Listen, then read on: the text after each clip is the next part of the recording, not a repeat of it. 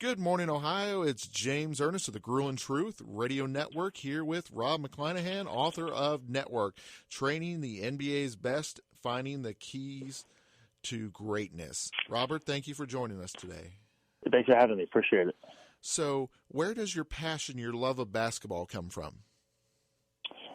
Just growing up in the Boston area, I think growing up in the 80s, about Larry and those guys. And then, I'm from Providence, so when the Big East was the real Big East, my family had front row tickets, 5 seats. So, watching Providence and Pitino and Billy Donovan and Syracuse and Boeheim and Calhoun and Carnesecca, and just being up close, with the tickets we had was kind of cool. So I think ever since then, I just want to be a part of it.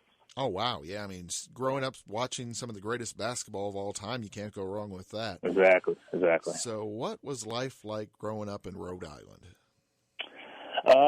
It's great, man. It's very central. A few hours from New York, an hour from Boston. And, I got lucky the last 20 years because, in my first 20 years, no one really won out here, to be honest. The last 20, we kind of win something every year. So, it's been cool, and to be in this part of the country where basketball is, obviously really big, it definitely helped me. Did you ever think about giving up when you were playing basketball? Nope, never. Just, I knew my limits. I knew, how far I could possibly go, but I never gave up. What did you learn from your time at Syracuse? Just persistence, being around Coach Boeheim, and he also never, if we lost a game or a guy missed shots, he always, moved forward, which he was very good at. And next game, next shot. Mike Hopkins was there, who was my mentor, still is. He was now the head coach at the University of Washington. Great player development guy, one of the best I've seen. Great coaches were there. Louis Orr was there when I was at Troy Weaver, who's now one of the GMs of the Thunder. So, it's kind of cool to be with those guys. And Coach Bam, went on to be at the Olympic team, head assistant coach, and, ran into him a ton in the past, 10 years. So it's kind of cool to come full circle, When did you know you wanted to be a trainer? There wasn't an exact moment, I didn't, because that job didn't really, exist, it just kind of started to happen for me. But I saw guys at IMG Academy.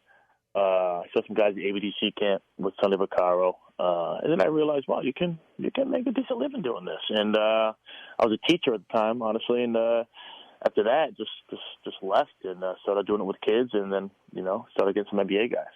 So what kind of advice would you give to someone who's interested in becoming a trainer? I don't know. I love guys. I love watching initially just kids getting better. It was a cool feeling to have, helping these kids, go from, 12 years old to maybe making a freshman team and being with them during that process and seeing them improve and seeing their confidence grow. And the NBA guys are the same way. The more you work out, the more confident you get. So what's the best pickup game you've ever been a part of? For sure, probably the Michael Jordan camp in about, I'll say, 1998. It was his kids camp, invite only kind of thing, and he played at night one time. It was all college counselors, college players, and Michael Jordan played that game, and I ended up guarding him in the 5-on-5 game, and it was unbelievable, obviously, for a 20-year-old to do that. And just when I thought no one believed me, there was a manager at the school there, little D3 school, who taped the whole game. So I still have it on DVD. Yeah. Nice. Yeah, I was going to say, that's got to be one heck of a keepsake. Yeah, exactly. So why do trainers have such close relationships with their clients? I think I've had a lot of guys for about 10 years, 10, 12, Kevin Love, 10, 12 years now, 12 years. And he's probably had 6 different coaching staffs, maybe 7, but he's had one trainer, Derrick Rose, same thing, and John Wall. And, to be that consistent guy in their life basketball-wise, it's just a comfort thing. It's a loyalty thing. It's trusting each other, to holding each other accountable. So, and I'm with them just as much as anyone, maybe more than anyone. So is that why you do the individual player versus the coach, so you can have that consistency, so you can stay with them, where you don't have to worry about a team fluctuating as much? Yeah, I mean, I've been offered some jobs, but I think it's more stable for me. You know, I'm also like to be loyal. These guys stuck by me, so I kind of want to stick by them. And maybe maybe down the line something I try, but not right now. So, what's it mean to be a shot doctor? It's funny. A lot of people call me that. I like to think I'm a little more than that, but versatility wise. But yeah, I mean, I worked with a lot of guys who needed work in their shot, and Rose, Westbrook, Wall, and I give them credit that they put in the work. I kind of just guided the way. All those guys didn't have bad form, or just more consistently, So is it true? Following through and things like that. So is it true that sometimes the little changes, the subtle changes, can make the biggest impact? For sure. Oh yeah, definitely. The little detail stuff. But not only that, making the changes, but also, doing it consistently. You can change it with me all you want, but once you get to the game, are you pressing? Are you doing what we've worked on? So how important is attitude? It's very important. Very important. I think the more you work, the more confident you are. And I think, like I said, it's all about moving on. So if you miss a few shots with a workout or a game, you got to be able to move on, because if you think about it and you put your head down, you sulk, you're probably not going to make the next shot, right? So that's kind of the way I look at it. Just if you miss a shot, it's fine. As long as you worked hard all summer, shoot the next one. How can I become better at networking? With me, it's an all day thing. It's an all day, whether it's a text, a call, an email, whether it's getting a business card, and following up within 24 hours, and that's how I created my kind of brand, just constantly networking, talking to people, making stuff personal, not just looking at guys like clients. That's the way I approached it the last, 15 years. So what was it like touring Europe with Kevin Durant? That was fun, man. That was a lot of fun.